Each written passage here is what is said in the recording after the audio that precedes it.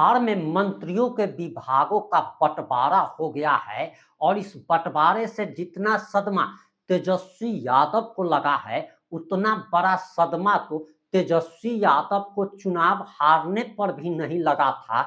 और इसका सबसे बड़ा कारण यह है कि बिहार में अब योगी मॉडल लागू हो गया है। तेजस्वी यादव एवं उनके समर्थकों के लिए कल का दिन काला दिन बताया जा रहा है और वो इसीलिए क्योंकि सम्राट चौधरी को गृह मंत्रालय मिल गया है। और आपको बताते चले कि अब बिहार के मुख्यमंत्री की गद्दी पर भले ही नीतीश कुमार हो, लेकिन अब सरकार तो बीजेपी चलाएगी और उसका सबसे बड़ा रीजन भी हम आपको बताने जा रहे हैं। और सम्राट चौधरी को गृह मंत्रालय मिल गया है जो कि पिछले विगत 20 वर्षों से नीतीश कुमार के पास था। और सम्राट चौधरी को गृह मंत्रालय की जिम्मेदारी मिलने के बाद सम्राट चौधरी का बहुत बड़ा बयान भी आ गया है। इसके साथ ही साथ अब आपको बताते चले कि सम्राट चौधरी ने बिहार में साफ तौर पर घोषणा कर दिया है कि अपराधियों की खैर नहीं है, अब सीधे अपराधियों को बीच सड़क पर ठोक दिया जाएगा, एनकाउंटर कर दिया जाएगा। बिहार में योगी मॉडल लागू हो गया है। अपराधियों के घरों पर, चल अचल संपत्ति पर अब सीधे बुलडोजर चलने वाला है। इसके साथ ही साथ तेजस्वी यादव के लालटेन ने तो गोबर निकाल दिया है। और आखिर पूरा मामला क्या है, किस मंत्री को कौन सा विभाग मिला है, ये तमाम बातें इस पास से 8 मिनट की रिपोर्ट में हम आपको बताने जा रहे हैं।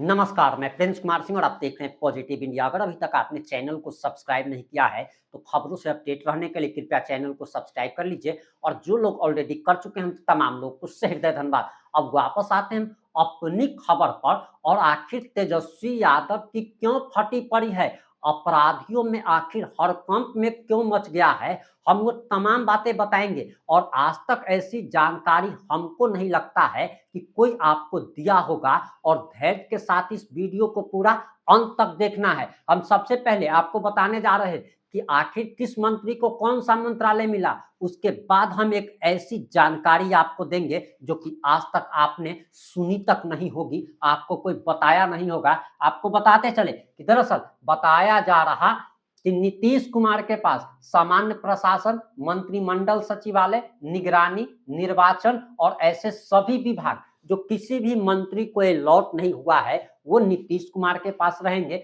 वहीं सम्राट चौधरी को गृह मंत्रालय दिया गया है। और गृह मंत्री के पास कितना पावर होता है ये अभी आपको पता चल जाएगा जब हम आपको पूरा डिटेल्स में बताएंगे।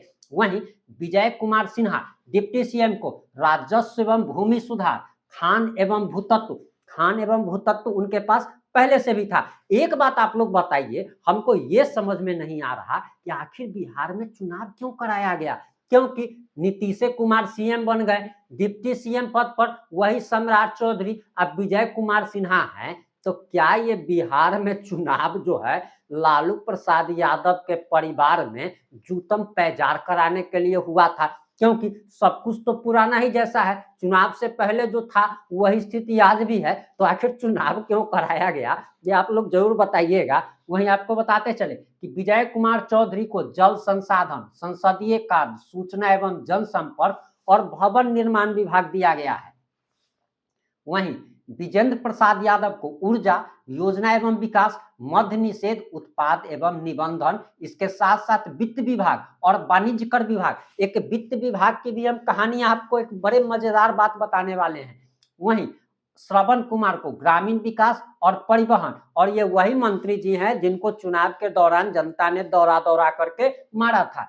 उसके बाद मंगल पांडे को एक बार फिर से स्वास्थ्य मंत्रालय और विधि मंत्रालय दिया गया है। वहीं दिलीप कुमार जायसवाल को, जो कि बीजेपी के प्रदेश अध्यक्ष हैं, इनको उद्योग विभाग दिया गया है। अशोक चौधरी को ग्रामीण कार्य विभाग, श्रीमती लेसी सिंह को खाद्य एवं उपभोक्ता संरक्षण, नितिन नवीन को पथ निर्माण, नगर विकास एवं आवास, श्री मदन सहनी को समाज कल्याण, श्री रामकृपाल यादव को कृषि, श्री संतोष कुमार सुमन को लघु जल संसाधन और सुनील कुमार को शिक्षा, विज्ञान, प्रौद्योगिकी एवं तकनीकी शिक्षा।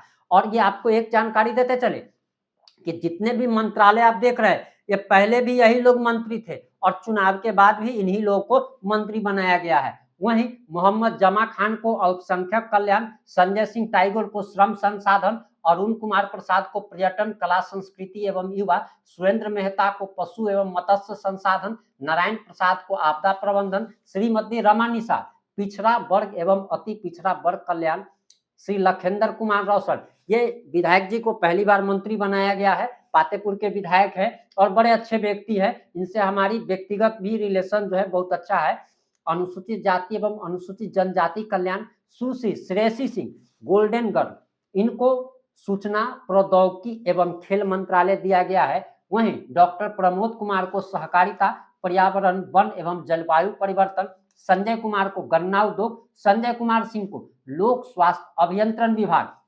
संजय कुमार सिंह कौन है? जिन्होंने महुआ में आरजेडी के कैंडिडेट मुकेश रोशन को और जेजेडी के कैंडिडेट तेज प्रताप यादव को चुनाव हराया है। उसके बाद दीपक प्रकाश को पंचायती राज विभाग। अब दीपक प्रकाश कौन है? तो उपेंद्र कुशवाहा के वो बेटे हैं जो कि विदेश से फ्लाइट से सीधे चार्टर्ड प्लेन से इंडिया में लैंड करते हैं और बिना चुनाव लड़े हुए डायरेक्ट इनको मंत्री बना दिया जाता है। ऐसे सौभाग्यशाली जो है, ऐसे संस्कारी व्यक्ति इस धरती पर बहुत कम पैदा लेते हैं, जो जन्म लेते ही मंत्री बन जाते हैं। भगवान करे कि सब ऐसे ही सौभाग्यशाली हो। अब हमने आपको बताया था कि इसमें एक मजेदार विभाग है, वित्त विभाग।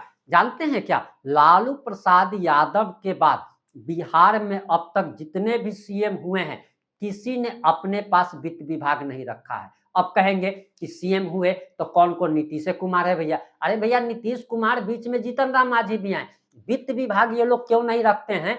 क्योंकि लालू प्रसाद यादव अगर मुख्यमंत्री थे उस समय, अगर वित्त विभाग अगर उनके पास नहीं रहता तो चारा घोटाला, अलकतरा घोटाला में वो नहीं फंसते। नीतीश कुमार काफी होशियार व्यक्ति है, वित्त विभाग कभी भी अपने पास नहीं रखा, गृह विभाग रखा। अब आपको हम बताने जा रहे हैं कि सम्राट चौधरी का जो बयान आया है वो भी हम सुनाएंगे। लेकिन सम्राट चौधरी के आने से इतना बड़ा सदमा आखिर तेजस्वी यादव को क्यों लगा है, जरा आप ये जान लीजिए। सॉरी, सम्राट चौधरी ने साफ तौर पर कह दिया है कि अब जो है बिहार में बुलडोजर चलेगा, एनकाउंटर होगा। वो वीडियो भी हम आपको दिखाएंगे। लेकिन हमने आपको एक शुरुआत में बताया था कि एक महत्वपूर्ण जानकारी देंगे जो कि आज तक आपको कोई नहीं बताया होगा। आखिर किसी राज्य में क्या होता है, तो आप देखिए कि सबसे पहले होता है स्टेट। सबसे पहले होता है स्टेट, STAT स्टेट। उसके बाद क्या होता है?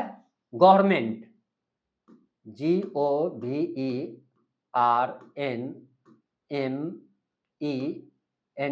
गवर्नमेंट। उसके बाद क्या होता है? सिटीजन, यानी कि जनता, जिसको आप पब्लिक कहते हैं। यह है पब्लिक। और उसके नीचे है कॉन्स्टिट्यूशन, CONSTI, कॉन्स्टिट्यूशन। और उसके नीचे है कोर्ट। अब आप कहेंगे कि आखिर ये सब आप क्यों बता रहे हैं? ये समझना आपको बेहद ज्यादा जरूरी। स्टेट क्या होता है? स्टेट मतलब आप राज्य समझते हैं? जी नहीं, स्टेट का मतलब राज्य नहीं है। स्टेट का मतलब है कि जितने भी राज्य सरकार के अधीन, चाहे वो पुलिस हो, SP हो, DSP हो, कोई भी राजस्व विभाग का कर्मचारी हो, किसी विभाग का कर्मचारी हो, यानी कि एडमिनिस्ट्रेशन, उसको स्टेट कहा जाता है। गवर्नमेंट क्या है? जो नीतीश कुमार है। पब्लिक क्या है? पब्लिक वोट देता है। कॉन्स्टिट्यूशन क्या है? हमारा संविधान है। और कोर्ट क्या है? उसको मतलब एक तरीके से इंप्लीमेंट कराने का तरीका। तो होता क्या है कि पब्लिक ने वोट दिया गवर्नमेंट को और गवर्नमेंट ने सरकार बनाया, तो सरकार बनाया तो स्टेट जो है वो गवर्नमेंट के अंडर आ जाता है। अब होता क्या है कि कभी कभी गवर्नमेंट जो है वो अति कर देती है, क्योंकि उसके पास तो सारा पावर है। जिसके पास भी स्टेट है उसके पास पावर माना जाता है।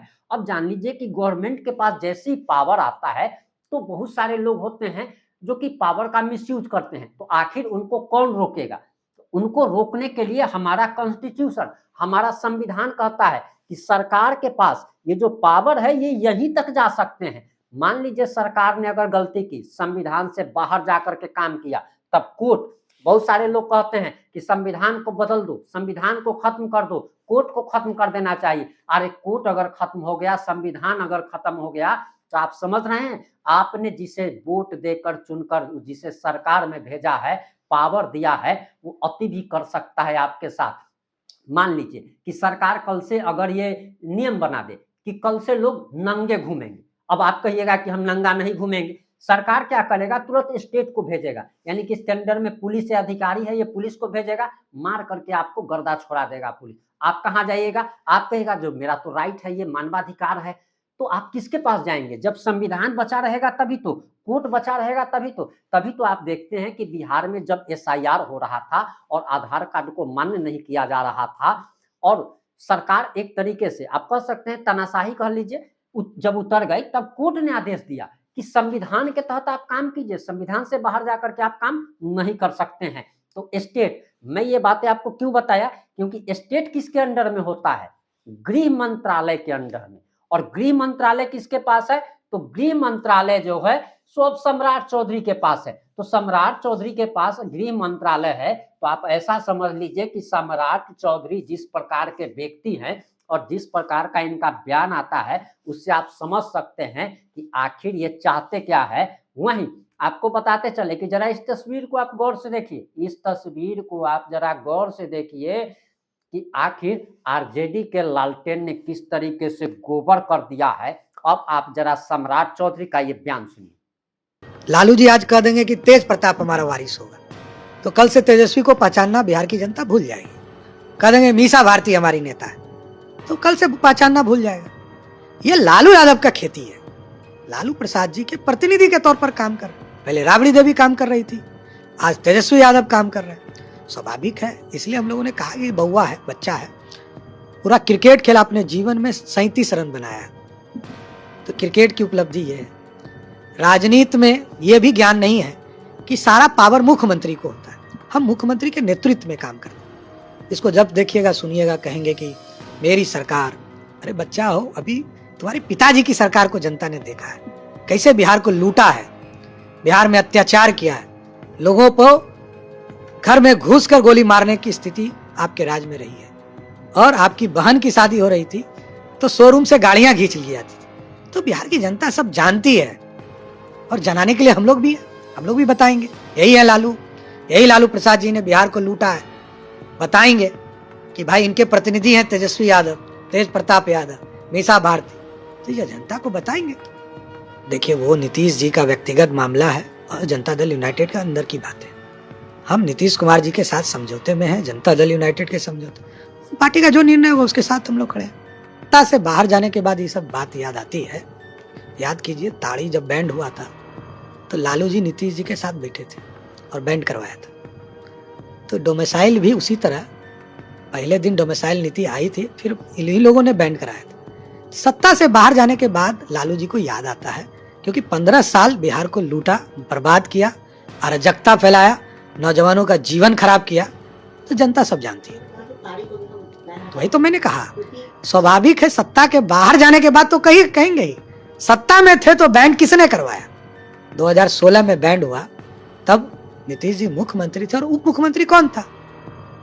तो मेरा मानना है नीतीश कुमार जी के नेतृत्व में जिस तरह एनडीए काम कर रहा है और 5 पार्टियां नीचे जमीन पर काम, हम 200 से अधिक सीटें चुनाव जीते। ऑपोजिशन 25 सीट अपने पुराने इतिहास में जाएगा 22 सीटों पर। उम्मीद करते हैं कि आपने सम्राट चौधरी का बयान सुन लिया होगा। अब हम आपको बताने जा रहे हैं कि आखिर तेजस्वी यादव को हार्ट अटैक आने की संभावना क्यों है, क्योंकि इनके जितने भी लोग हैं जो माफिया टाइप हैं, गुंडा हैं, रंगदार हैं, क्योंकि रंगदारों से तो भरी हुई आरजेडी है। ऐसा भी नहीं है कि सिर्फ आरजेडी में गुंडे और रंगदार है, हर पार्टी में है, लेकिन विशेषकर आरजेडी में ज्यादा है। बीजेपी में भी गुंडे लोग हैं, जेडीयू में भी गुंडे लोग हैं, अपराधी तबके के हैं, लेकिन आरजेडी में सबसे ज्यादा है। और आरजेडी के लिए मुश्किल घड़ी ये आ गई है, क्योंकि सबके पुराने केस खोले जाएंगे और सम्राट चौधरी ने साफ तौर पर जो भी कहा है वो आपने सुन ही लिया होगा। अब आपकी क्या प्रतिक्रिया है? अपनी प्रतिक्रिया जरूर दीजिएगा। जुड़े रहे हमारे साथ। जय हिंद, जय भारत।